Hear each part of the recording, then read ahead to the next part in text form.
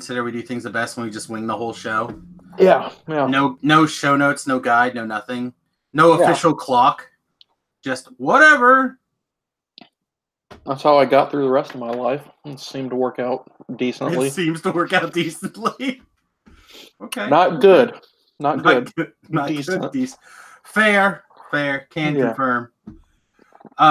Greetings give it about a 6 out of 10. Really? You'd say 6 out of 10? Yeah. Okay. I don't know. That seems a little high for you, but I'll take it. Well, the way I figure it is, I'm not homeless. I have food. I make rent. No babies. No babies. I still have never been arrested.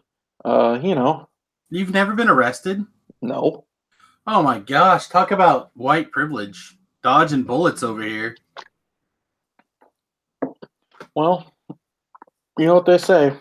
Better Too lucky good than to get good. caught. Oh, okay. Better lucky than good. Yeah.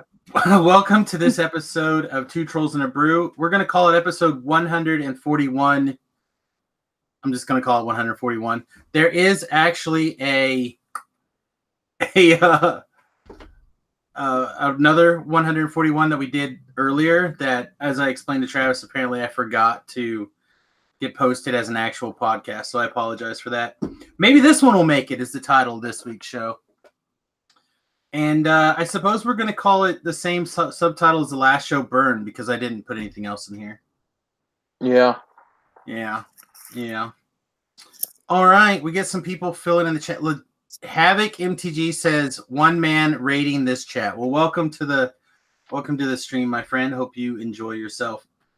This week's troll cards, Armageddon for Travis, and what's the 3-mana Sarkon? Sark and the M19. Sark on the M19. Perfect. Sark on the M19. That's my troll card for this week. Travis, tell us about Armageddon and why you're doing that, why you're eating your banana. I just want to put you eating your banana on camera more. All right, so the reason I chose Armageddon was because I have this Nick Fit list in Legacy, and do you know what Nick Fit is? No, I've never heard of Nick Fit. All right, so essentially it's Abzan colors, and the original list used Academy Rector to get like Omniscience or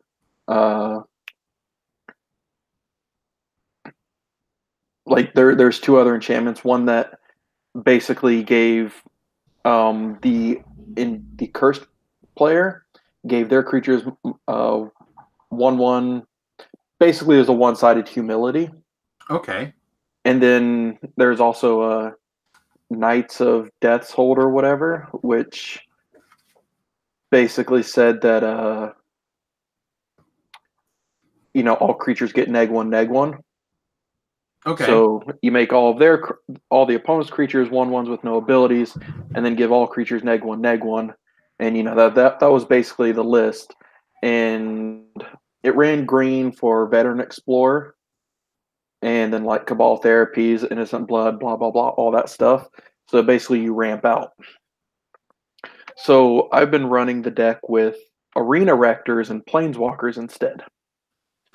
Okay. And what are you ramping into besides just Planeswalkers? Like, is there a particular Planeswalker in Legacy that you're playing? My deck runs one Elspeth, one Sorin Grim Nemesis, and 2 of each of the Kayas. And so it's not really ramp, it's more of an attrition game. And then Elspeth and Sorin are the 2 big hitters, but I won more games with the Kayas than I have the 2 big ones. But basically what I do is, like, I took out all the green because, there's the chance that I ramp them as well. And I just made it black-white. So I just have it chock full of removal and, like, creature removal and hand disruption. And then on top of that, I threw in Armageddons.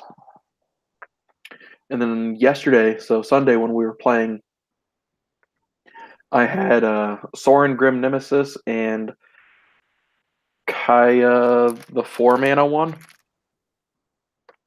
Not the one in standard, but the one from Conspiracy. Okay. So I had those two in play, and I ticked up Sorin, and I got Armageddon. And my opponent, he just looked at me and he's like, "What?" And I was like, "Well, I guess I'm going to make you discard a card with the Kaya Ghost Assassin, and I'll draw a card, and then I'll blow up all the lands." Yeah, And no lands for anybody sucks. yeah, and he's just like, "But," I was like, "Oh, no, don't worry. Here, I'll play the land that I had in hand, then I'll play Innocent Blood so you don't have any offense either. Good luck against these two Planeswalkers." Man, And that then sounds ridiculous. every card that he drew, I made him discard with the Ghost Assassin, and then basically I just I overwhelmed him with the Sorin Ultimate, where I think I made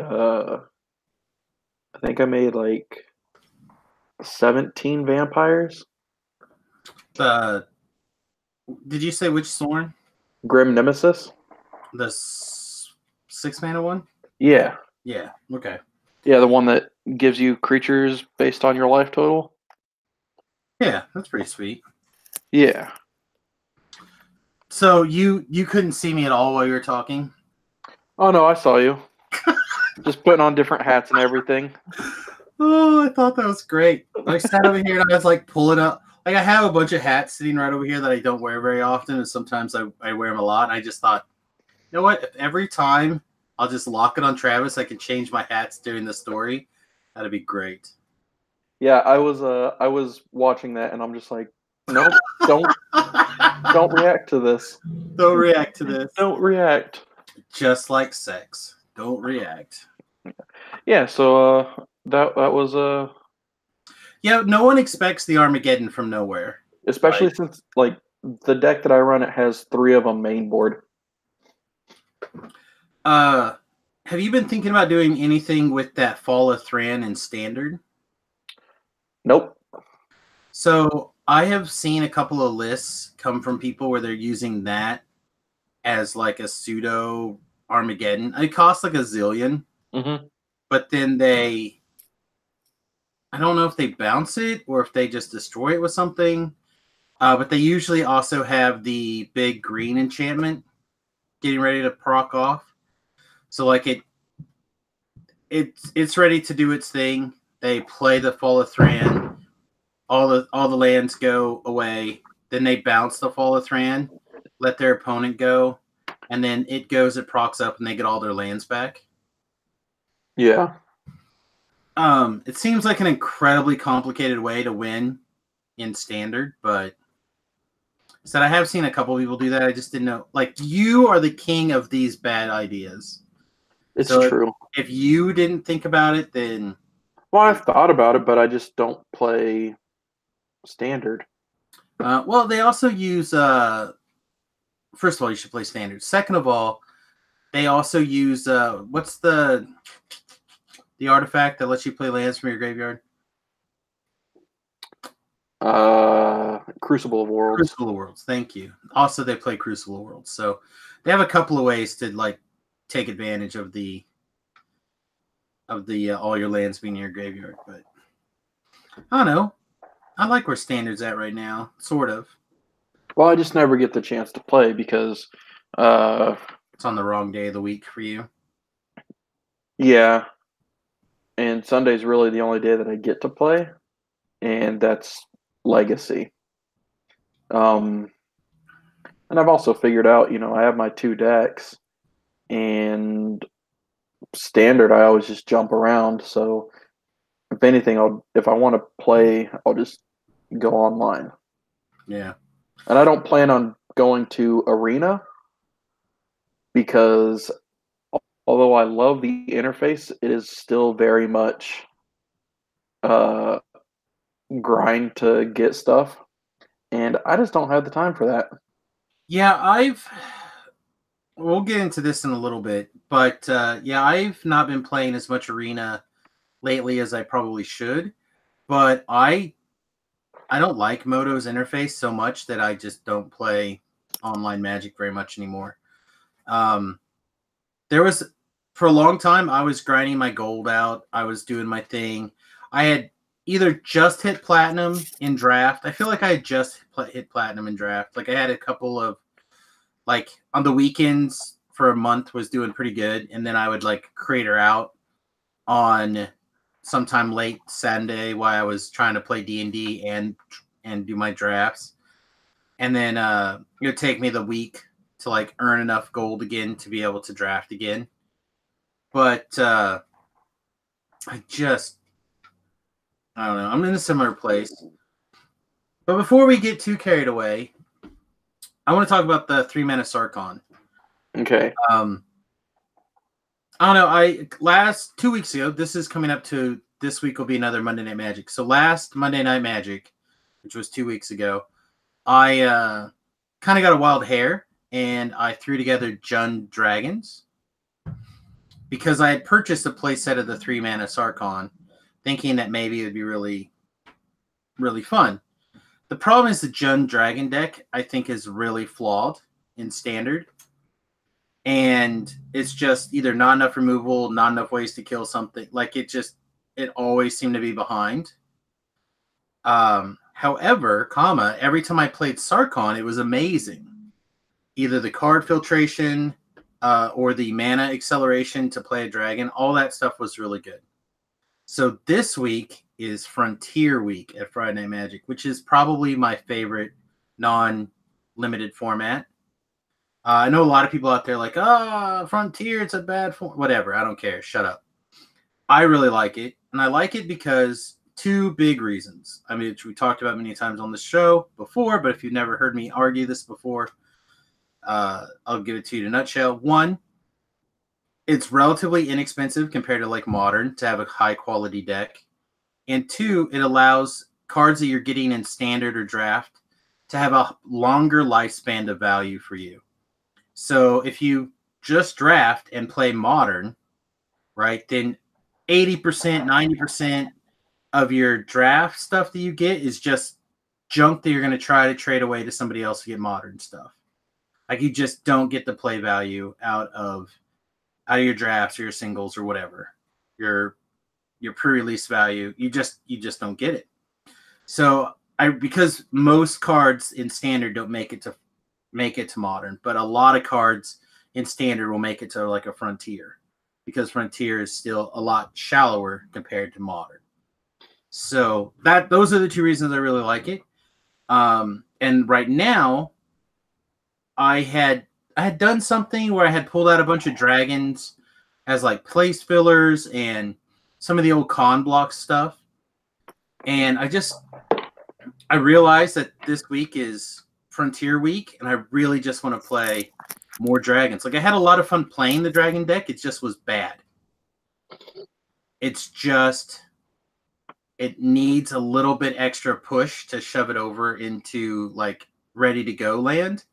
And I'm hoping, fingers crossed, that Frontier Dragons adding the con dragons in is going to be that thing that kind of pushes it over into the amazing goodness field. So that's my plan. I'm going to build some sort of crazy 5-color dragon deck, probably 5-color, maybe not 5-color, but probably 5-color dragon deck for Friday because Sarkhan was so good. How far back does cons go? How far back does cons go or Frontier? Or Frontier. Frontier goes back to is it M? It's whenever they traded the card backs, the card fronts, the card borders. I want to say it's the core set before Origins. M15. Maybe that sounds right. Okay. I was gonna say if you're able to get that Sarkhan with Theros block. Yeah, see the problem is Theros block is just out. Yeah. Which makes Remy so mad because Remington's favorite block is Theros block. So he really wants to play with more Theros things, but the only format it's legal is Modern. and taking Theros cards. That's not true. It's legal in Legacy. Or Legacy. And Pauper. The only format that is currently played at the arena in any sort of manner. So, unless he wants to whip out his Commander Theros block deck. That'd be sweet. I think you play like one of every good card in Theros and pray that it's enough and land. So he's really annoyed that he doesn't get to play those particular blocks all that much. So he would like it to include Theros, but unfortunately it does not. But it does give you options to a lot of really great cards, and now with the inclusion of fetch lands, like your mana's great, almost as good as it is in Modern. Your Planeswalker pool, your removal pool, like it's very solid. So yeah, I like Frontier a lot. I'm hoping that I can get it to catch on. I'm going to sweeten up this week's Friday Night Magic pool with the little extra prizes. What chance do you have when Wizards of the Coast can't even get it to catch on? Well, one, I don't think Wizards of the Coast is trying. I think that they believe it's something that's like an Asian market only format. Also, it's really hard for them to print like whole sets devoted to adding cards to that format when they're just adding more value to, like they're just printing stuff in standard, like this upcoming Modern Horizons or whatever crap it's called. Yeah. Like Modern exclusives. You're right. So they can't print Frontier exclusive stuff because you're just adding standard cards to it. So why would they make a big effort to try to push it? Must suck to want to play a format that never lived. It does kind of is difficult, yes. But again, I'm just in my mind, it's so cost effective to get into for a every other month or once a month type deal at the arena. People can put together a Frontier list. Like, I don't know. I realize that I push this particular format because I find it to be fun and interesting to brew in. Like, it's not as wide open as something like a Modern or a Legacy, but it's not so shut off as a standard that you can't kind of get out of wheelhouse and surprise people. But anyway, so that's the reason I'm so excited for the 3-mana Sarkhan. I'm just trying to figure out how many dragons I can cram into this thing and kind of make it go. So let's talk about probably the we have like 3 points actually in our let's just wing it show notes over here. Magic Funk, London Mulligans, and Magic Fest KC. You're still planning on going to Magic Fest, yes? Yeah, for the most part. And you're still planning on basically just going to play side events? No, I was going to go for the main event. Okay, and that's standard. And do you have any feelers on a deck yet? Nope. Okay. Isn't it like the end of this month? Sorry, the end of April. Is it? I thought it was June. It might be June. Whatever. I'll figure it out. Might have lots of time. Okay, well then that's a little bit of time. I don't know. I have a lot of people asking me if I want to go. It's just Kansas City so far, man. Oh yeah, a whole 3 hours. Oh man, for me that might as well have been 1,000. I don't know. We'll see. That might be a good weekend to go up there and do like some bus hunting also. So I don't know. There's a chance that I'll go to the Magic Fest Kansas City and do some side events. London Mulligans. This is one of the topics that is continuously being talked about at the arena right now. And my gut is it's going to be fine. Yeah, so I enjoy it. Have you been playtesting it? Yeah. Whenever we don't get whenever we show up early on Sunday, or if we stick around after the events, we just we're like, let's see how this does. Yeah, I think I'm going to try doing those tonight. It is incredibly good with decks that mulligan effectively. It is incredibly good with combo decks, and it is incredibly good with control decks. I don't know about aggro or mid range. So this is my thoughts, and you can tell me how much of this you agree with or whatever. But I think it's just good for everybody because one, it lets you keep more hands with less mulliganing. Right? So if you draw 7 and it's bad, throw it back. You draw 6 and it's a 1-lander, maybe you have to throw it back. But if you draw that 7th card and it's a land, and you just have to discard, or not discard, but put on the bottom or whatever it is, like a 5-drop or whatever the top end of your curve is. Yeah. You bury that, but now your hand is keepable. Mm-hmm. Instead, you have that 6, you got to throw it away. Now, to battle certain particular format problems, say, what's a combo deck in Modern right now that like is a problem? The Phoenix deck kind of thing. Well, the Phoenix deck, Gristlehorde brand, or Grisholl brand. Sure. Storm. Okay, let's take Storm for example. Right. Okay. So, is Storm a deck that you just like have no answer for, or do you have a couple of answers in your sideboard? Like I even main deck Trinisphere now. Yeah, typically people have answers for Storm. Okay, so now instead of, now you can kind of look to find it, but you can also keep a playable hand in addition to an answer. So yeah, the combo deck is a little bit easier to like get their combo pieces going, but that also gives you more of an opportunity to look for a combo disruptor. And I don't think people consider that other side as much, giving the disruption. So like Storm usually can get around 1 or 2 pieces of disruption with middle of the road ease. But having at least 1 piece of road bump for them to have to go through is often the difference between staying alive long enough to find another piece of disruption or to put enough pressure on them to just get them. So let's look at how maybe an aggro deck would fare. I don't know how many aggro decks you play in Modern, but I don't know. I only play Legacy anymore. That's true. That's true. So, and let's look at Legacy. Legacy's not as much a format that relies on like aggro. I'm not sure what an aggro deck would look like in Legacy that's not really like a combo-esque aggro thing like Goblins. Yeah, well, Goblins isn't even a combo or aggro deck. In Legacy, it's a control deck. Is it now?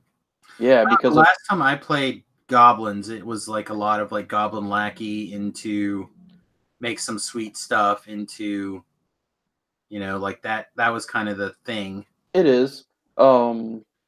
Like typically the Goblin deck, you get the Lackey out or the Aether Vial out on turn 1, and then turn 2, you either remove what they have in front of your creature, or you play another creature and swing with a Lackey and hope it connects.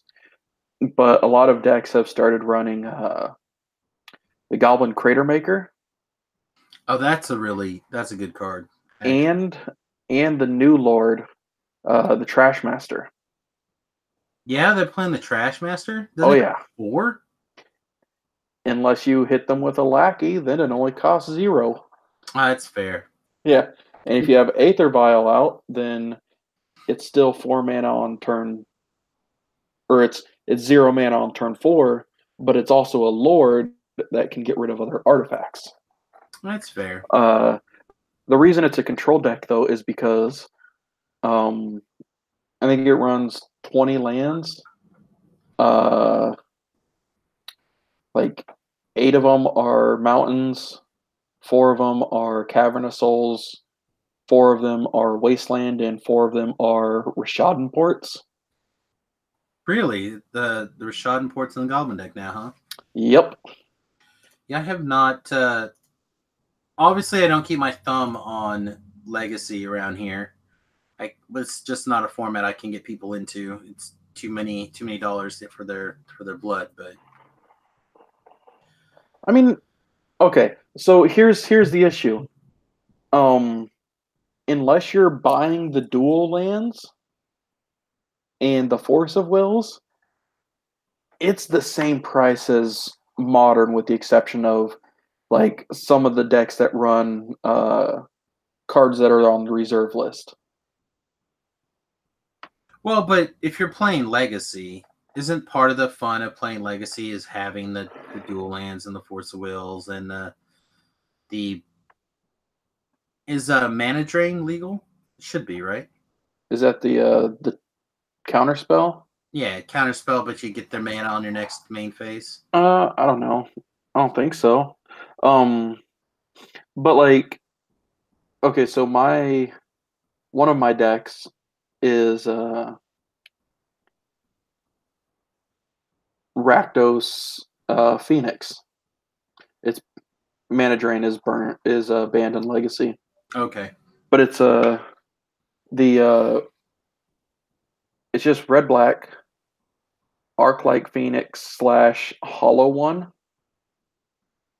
And I run 8 fetch lands, 4 mountains, and a swamp. And that's it. Mm-hmm. So it's like, and that deck has against turbo lands, like the Dark Depths deck. That deck is 100% who goes first. So, they have Dark Depths, which is banned in Modern, and also crop rotation and like all these other like expensive lands. But then I have my combo is like turn 1, like Faithless Looting or Burning Inquiry. Turn 2, play my mountain or play a swamp, whatever. Play my second land. And then Dark Ritual, Buried Alive, any 1-drop spell. And then I'm swinging in for anywhere between 9 to 12. And there's been a couple of games where I do that on turn 1. So it's like, why do you need dual lands if the games are going that fast? Yeah, I think some of the... I mean, again, I don't know what your metagame's always like, but there are definitely going to be some matches, I imagine, that dual lands or whatever. So, like, oh my god, Miracles, for example, I know is a deck that needs a lot of duels. A lot of the Taxes decks rely on some duels. Well, the Miracles list, if it's just blue-white, that's just 4 duels. But then the rest are fetch lands and like a few basics and swamps or wastelands. Sure. Death and Taxes, it doesn't really rely on duels as much as it does because the Death and Taxes in Legacy is mono white. I guess there's just a mono white version here. I don't know. I've just pulled up the list right now on Goldfish, like the top decks. Yeah. According to Goldfish. So we have Grixis Control in number 1. Mm-hmm. Death and Taxes in another 2. Miracles is number 3. Is It Delver, Mono Red Prison, and Sneak and Show. So out of those top 6, I would say Grixis Shadow, Miracles, Sneak and Show, and Is It Delver probably all run duels. Yeah, but this Mono Red Prison also kind of seems like it would run duels, but maybe it doesn't. Right. Now what you do is you go in there and look at the deck list. Mm-hmm. And then how many of those cards are Modern legal? Well, like if we take a quick example, look at the Mono Red Prison deck, a lot of them. Yeah. Right? Let's see, look at the Is It Delver. Some. Like this one's running True Name, Brainstorms, Chain Lightnings, Ponders, Preordains. So the only cards... Is Days legal in Modern right now? I don't think it is, right? No, it's not. Force of Wills. So like the Is It Delver's heavy on not Modern legal cards. Grixis Control, like I said, the top deck. It's got Snaps. It's got Angler. But then it's got a bunch of, the same kind of things. Force of Wills, Hymn to Turok, Diabolic Edicts, Ponders, Brainstorms, etc. Bunch of fetch lands, a bunch of tap lands. Or not tap lands. Yeah. Well, and that's where the majority of the money is. There's a lot. I would agree. A lot of the cost of a legacy deck has got to be the land base, the mana base, which is why you're always told by every long-term Magic player, get the mana, sit on the mana. Mm-hmm. Like, that may not be the exact phrase that they use, but they always talk about how you need to have get your lands when they're printed, while they're cheap, and just never let them go until you're ready. Yeah, I just picked up 4 Scalding Tarns for 70 each, and then like the next week they spiked to 100. That's not bad. Yeah. Yeah, man lands are real good. Real good. Man lands are not good. Scalding Tarn's a man land, right? That's a fetch land. What's the unblockable black-blue land? Is that Creeping Tar Pit? Creeping Tar Pit. Oh, my bad. Never mind. Sorry. That's where my brain immediately went to. But yeah, okay. I don't know. I have all my fetch lands. I'm not letting them go. I think all of them, but... So I'm missing 1. I'm missing 3 of something, but I don't remember what it is. It's a color pairing I don't play very much. I don't know. Anyway, I'm not sure exactly how we got from wherever we started to here. Because you said that you can't get people into Legacy because it costs too much money, and then I said most of the money is in Force of Will and dual lands. That's true. So tell people not to play those decks, and then boom, you got a Legacy deck. Yeah, I can't convince these people to do anything. But you have Terrence.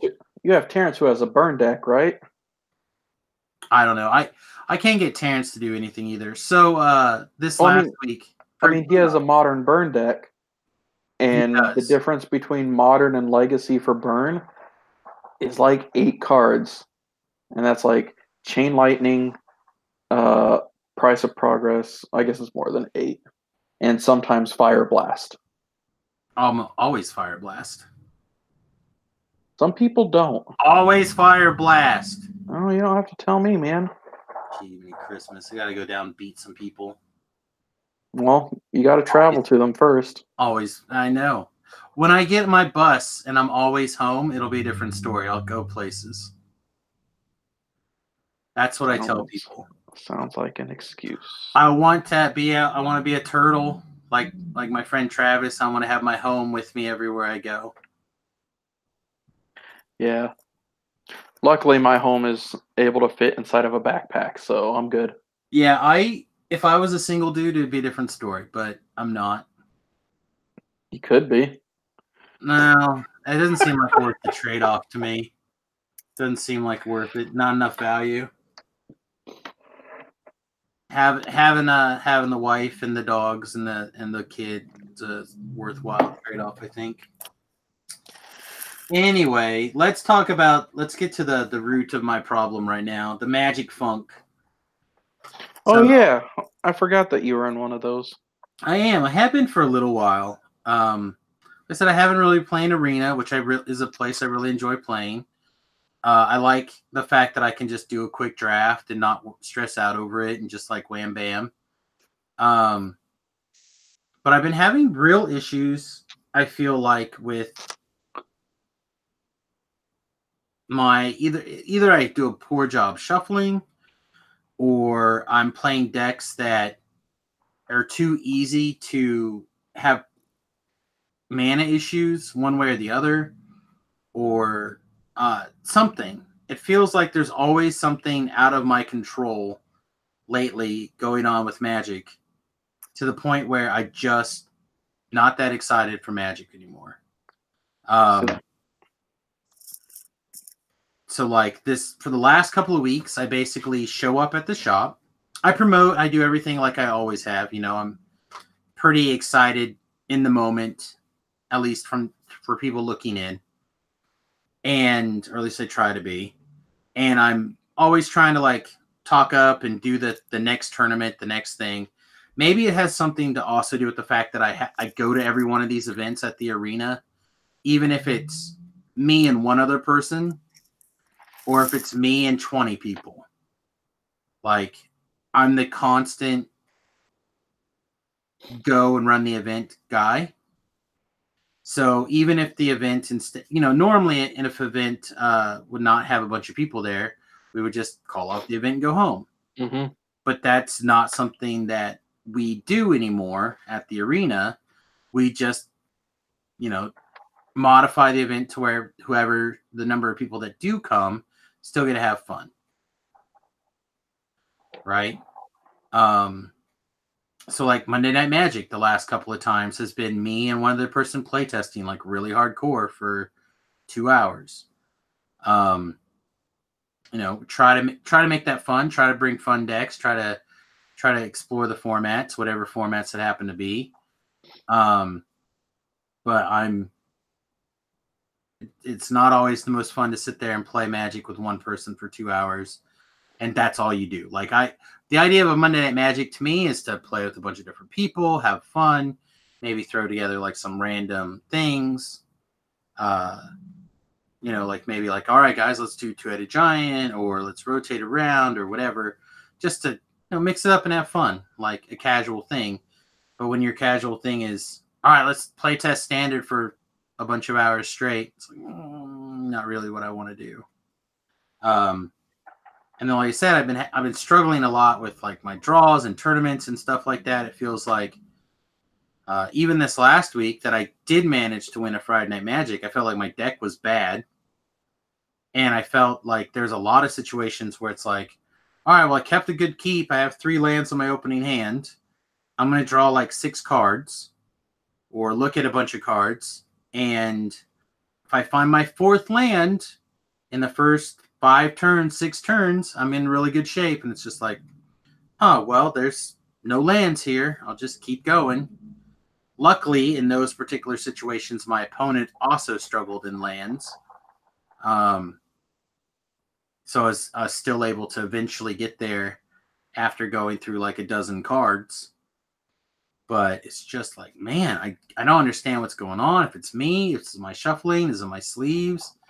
And all those things just kind of weigh down on me when it's like, go have fun playing Magic. And it's like, am I going to, though? I don't know. I'm not really sure what to do. And I know that that's something I've come to you with a lot. And sometimes I walk away and I feel like I'm in a better place after that. But sometimes just like, man, I don't know what to do at all. So have you put up polls? And I put up polls for what? Like, instead of telling people, hey, this is what we're doing Monday, or this is what we're doing Friday, this is what we're doing Saturday, you just throw it up there, be like, besides Sunday, which day of the week would you like something to fire? And then set up like, and what would you want there to be? So we're trying to be a lot more responsive to the community lately. So it's a little story I was going to tell you earlier, but I kind of left sitting on the table, was with the new upcoming Modern Horizons, Mm-hmm. right? I was asked to look into having a pre-release for it.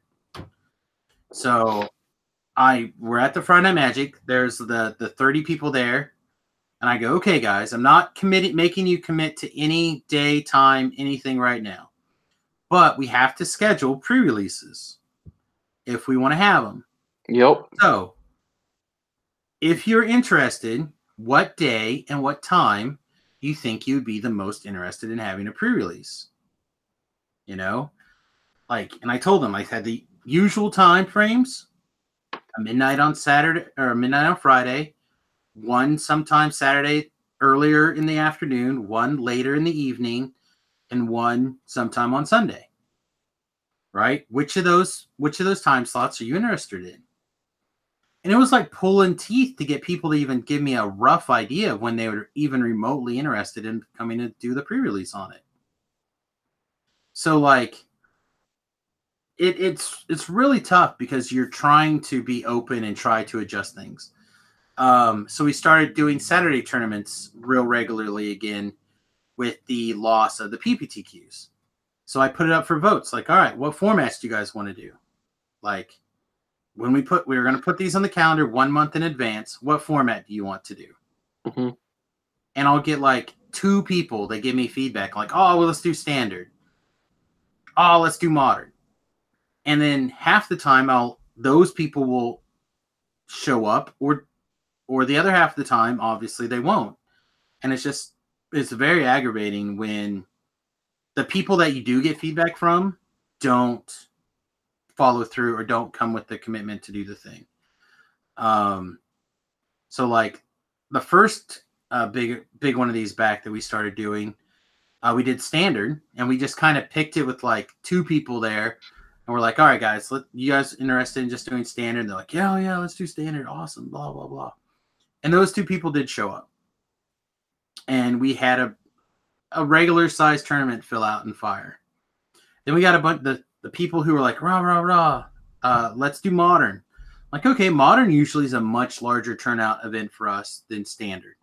You know, we have a pretty strong modern community. We have a bunch of people. They always come to every Friday Night Magic. You know, it would be a good one. Let's do it. Bam. 5 people showed up. And I'm just like, what the F? Like, we easily fired the standard. Like, no problem. And now we can't fire this modern one. Like, this is crazy. And that's what people wanted. That's what the voting was. And it just always seems like this. Like, we tried to do a legacy a while back. People were like, rah, legacy. Bam, no one shows up. People were rah, commander. Bam, no one shows up. It's just, I can't. I don't know. I realize a lot of it's me, and I'm focusing on the negatives and not the positive stuff, like the fact that we had 30 people show up for Friday Night Magic wanting to play Magic, and we're like excited to play Magic. But at the same time, it's like, all right, well, let's do this on Saturday. Crickets. Let's do it on Sunday. Crickets. Let's do it on Monday Night Magic. Crickets. And it's like, okay, well, you guys said you wanted to do a Saturday tournament. You guys told me you want to do something on Sunday. You guys told me you like this Friday night, or this Monday Night Magic thing. Like, I'm trying to support the formats for you guys in the times that you guys tell me you want to play, but nobody's coming. It's really aggravating. Like, at the very least, say something. Yeah, like, the problem is, again, if I don't go, you never know who, may not let me know going on through Facebook or whatever. Yeah. So like, sometimes somebody will just walk in and we'll sit down and play Magic for an hour, which is fine. I love teaching people to play. I love playing with people. I usually carry around one of most formats, at least, if not 2 of most formats. I don't carry around a legacy deck right now. It's sitting behind me, pieced out, ready to be sold. But I could sleeve it back up and carry around legacy if people wanted me to. What deck? Is it Delver is basically behind me. Boring. It's what I had. Yep. It's what I had, so I put it together. So to me, it's just a matter of like, I feel like I'm putting myself out, I'm doing all the stuff, but I'm not getting it back. And usually to me, what that tells me is take a break.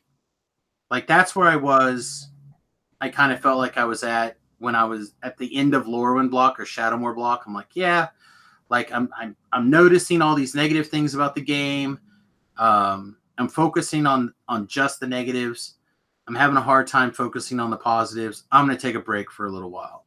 And I took like 2 years off, 3 years off, whatever it was, came back for the tail end of Return to Ravnica. And I've been playing again ever since. And it's just like, now I've kind of built up my bullshit meter, and now I need to cleanse it again. But I don't want to give up Magic right now because A, it's part of my job, which I enjoy. B, I enjoy the community management part, but it feels like there's a lot of, especially right now, this time of year, feels like a lot of herding cats, which is not always easy. And the other big thing is Magic has always been something I've done with Remy. Like, Remy and I would go to Friday Magic. Remy and I would go to Monday Magic. Remy and I would put together decks or play tests or whatever. But now Remy's at college full time. So it's just like going to the gym. Like, I would go to the gym with Remy. He was my workout buddy. Now that he's at college full time, don't go to the gym like I should. And I just don't have that replacement yet for the other person that I'm kind of playing the game with for about. So I'll take any advice you got. Like, I already gave you the only piece that I know, and it's like, just poll people, but also just group chats, because I'm involved in one of the group chats in South Dakota, and it's just nonstop talking about Magic stuff and sometimes other BS, but it's mostly Magic and what are we doing, when are we doing it. It's the same core group. So if there's like a core group that definitely shows up all the time, then start a group chat with them. You think a group chat is better at that kind of stuff than like the Facebook message boards or the Facebook groups? Yes. And the only reason I say yes is because I don't know. I have my phone. I have it set up on my phone that the only time I get a notification on Facebook is if someone mentions me in a comment or if they respond to one of my comments. I don't have any likes. I don't have any shares or any like any of the groups that I'm following on Facebook. None of them give me notifications. So with Messenger, it's just going to happen like nonstop unless not nonstop, but you're going to get that notification every time that someone says something unless you turn it off. So we have a couple of different Facebook groups that run that I monitor / partake in on part of the arena and the local area Magic players, stuff like that. And they're relatively busy. Like, there's a lot of meme sharing that gets posted in these things. Not a lot of deck discussion. Not a lot of like event discussion. Usually I'm the one that's like pumping events or trying to share. Although we do have people now that also like are looking for events that they're interested in traveling to. And that kind of discussion happens, which I'm pretty grateful for. But I am also in a Pokemon Go group here for Salina. And it is so crazy that I just mute it. It's muted probably 90% of the time. And then the 1 hour or 2 hours a week that I go actively play Pokemon Go, I turn it on. And then it feels like all this miscellaneous drama that I ignore all week long comes pounding in on me for the couple hours a week. And then I turn it back off because it's constantly chirp, chirp, chirp, chirp, chirp, chirp, chirp, chirp, chirp, chirp, chirp, chirp. And why I like that, I don't know. I'll see. I'll put it out there, see if the community is interested in a group chat. See if they're excited for something like that. But don't even see if they're interested. Just force them to be in it. Just force them, maybe. Yeah. And if they leave, just add them back and be like, "You're not allowed to go." I don't know. That to me, that's where. This is where I kind of want to have a linchpin person. Like, you can't force yourself to be the linchpin for people. You can try. You can be there for them and you can do all the things. But there are some people who are just the natural linchpins. Like you, I feel, even though you don't like people, are more of a linchpinny type personality. People want to know what you're doing. People want to know what's going on with the things that you're doing. Well, that's because I'm great and everyone loves me, even if they don't know it. Right, or like you at all. But yeah. Like, they can hate me, but they still want to be around me, which is weird. Yeah, exactly. So it's one of those things where if maybe I should take advantage of another one of those through the grapevine kind of people. Another charismatic person? No, because I'm very charismatic. It's just I need I don't know. You're just better, like you live, breathe, and sleep this stuff, I guess is what I'm trying to say. And I don't do that anymore. And I haven't done that for a long time because I'm not as excited about it as I was 2 years ago, for example, where I did eat, breathe, sleep this stuff, which is part of the reason why we record a podcast and then I completely forget to post it online because I'm not eat, breathing, and sleeping it all the time like I was 2 years ago when we started the podcast or whatever. Mm-hmm. And I know that I need to make a note to make sure that I don't forget to put the podcast out this time. But also at the same time, I need to figure out a way to become excited again about it. I don't know if maybe this next set will help. Spoiler season's almost right around the corner. I feel like I need something to help fire me up, jazz me up, get me going about the Yeah. And I like Standard. I like where Standard's at. I like the brewing of it. I think there's a lot of really fun and interesting decks out there. I'm making angel tokens off of my War Boss. I can't imagine a better time right now in Magic. Okay. So what if you have the divine intervention? Is that the angel thing thing? Yeah. All right. So you have those, right? And then the only way that you can make tokens is with captive audience. Captive audience. All right, now make a Mardu control deck out of that.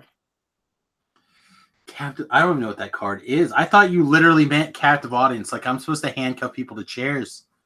No, I play Magic. You're captive. No. That's the card. All right, let me see. I'm gonna search this up. Captive audience MTG. What the hell is this card, Travis? I don't know if I've seen this card before. Captive audience enters the battlefield under the control of an opponent of your choice. Beginning of your upkeep, you choose one that hasn't been chosen. Your life total becomes 4. Discard your hand. Each opponent creates 5 2/2 black zombie token creatures. So that works exactly one time. Yeah, but even if you don't have the angel thing, you're still making 10 power against your opponent's will. That's and true. they can't counter it, or their life becomes 4, or they discard their entire hand.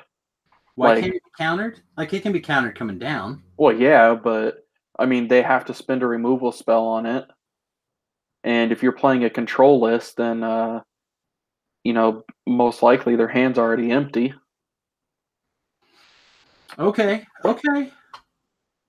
Yeah, so if you want to have some, I'll try to build a captive audience deck, but I'm not playing with the white angel thing in it. That's so boring. I know. You got to do both.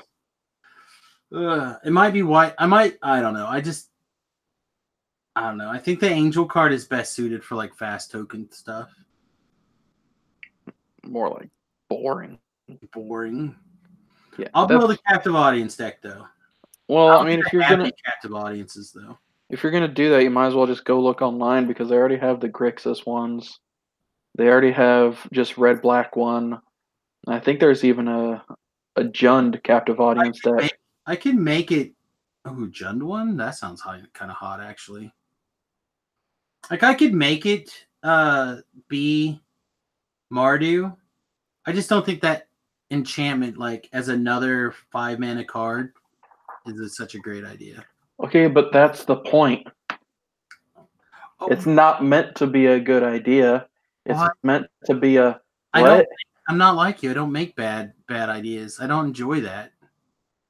That's not the thing I get my gigglies on. Maybe you should start enjoying it, and then you can get back into the positive part of Magic. Of course, I should just flip the switch to enjoy it. Whoop, I'll just put a finger in my bum and find my reset switch and just whoop. See, there you go. Of course, I should have known better. Yeah, well, not everybody's as cool as me, so That's true. Speaking of not being as cool as you, it's something we haven't actually done in a really long time. Let's do it now while I'm thinking about it. Let's check the 2 Trolls and a Brew email. You have 700 emails. Oh, probably, but probably most of them are like Just Nathan talking like a jerk. So Dallas says your number was switched off. I tried calling. I don't know who you are, Dallas, but thank you very much for sending that email.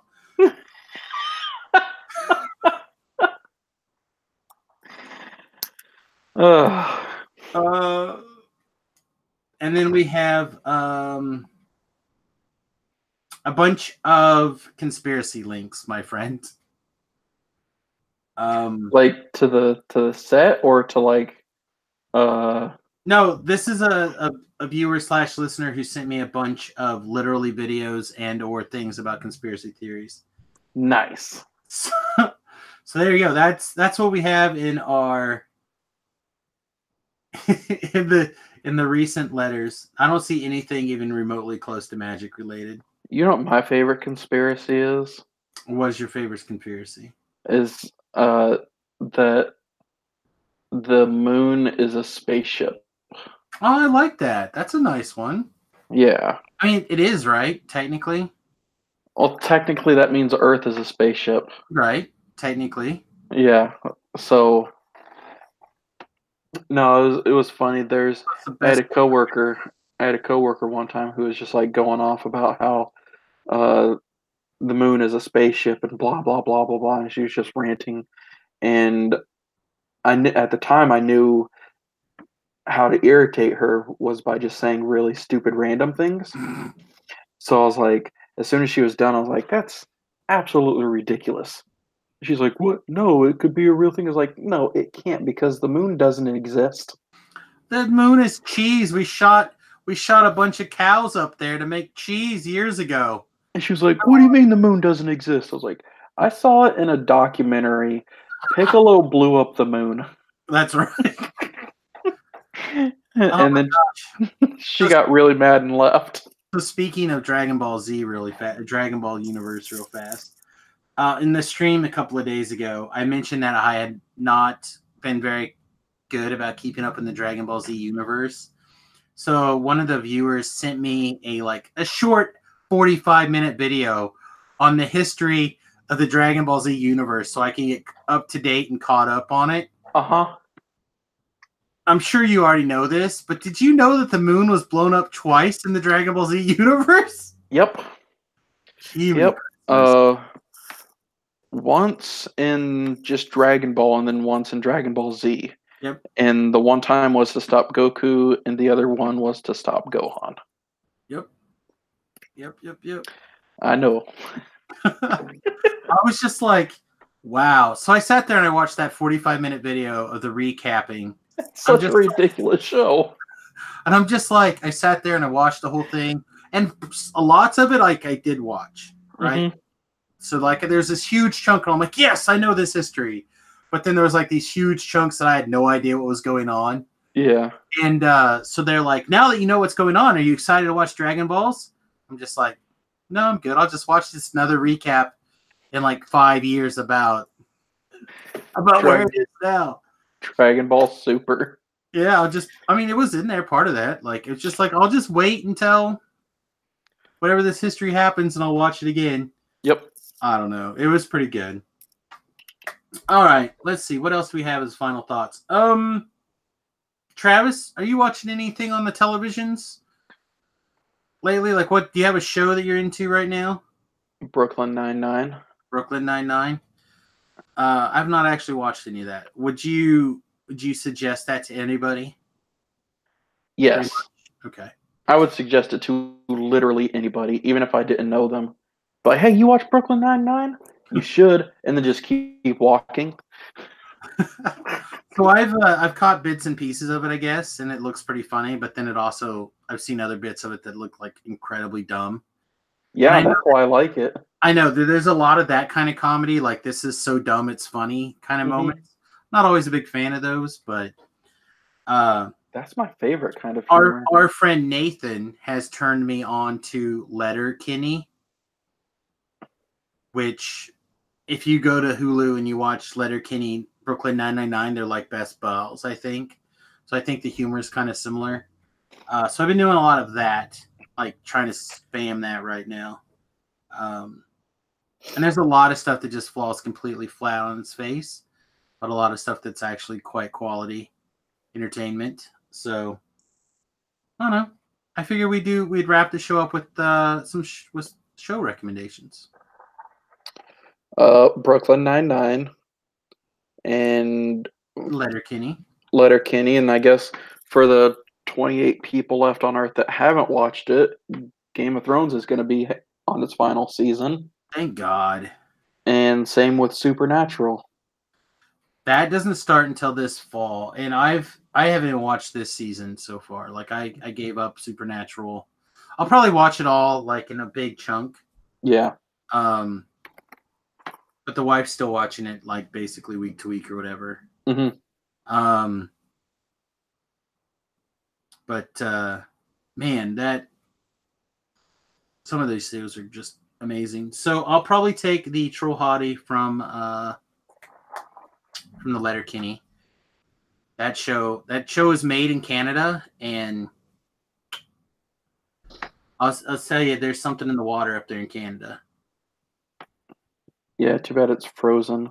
That's true. All right. Don't forget, you can send us an email, the number 2trollsbrew@gmail.com, like nobody else does, unless, of course, you tried to call and my number is disconnected. Okay, so here's the weird part. How did they, even if they did call you and your phone number was disconnected, which it's not, how does someone go about typing in 2 trolls and a brew at gmail.com and then realizing, hey, wait, that's not who I meant to send an email to? I'm sure it's just somebody. It could have been anybody. I don't know. It could have been anybody. Probably just some weird, crazy spam person. But I just thought that was really great, as that was the very first email that was up there. It was like, hey, I tried to call. Your number is disconnected. Anyway, check out the show, samusgroup.com. Of course, you can find us on iTunes, etc., MTG Cast, all the places. Check out the Twitch, twitch.tv/SamusGrobo. And follow at twitter.com/SamusGrobo. Did I hit the go button? When I did not. Never mind. I had a whole message printed up for when we went live, and then I didn't hit the post button. That's mad skills. Well, you know what they say. Oh well. Oh well. Oh well. Also, we have a Patreon up and running. Patreon.com/Samus. Go throw $1 that way. That'd be awesome if you can. If you enjoyed the show. Or I'll start up a Patreon and you give me the money out of spite. Oh, you can do that too. Patreon.gofuckyourself.com. Yeah, exactly. Welcome to the one F-bomb in the show. Troll on, everybody. Troll on, everybody.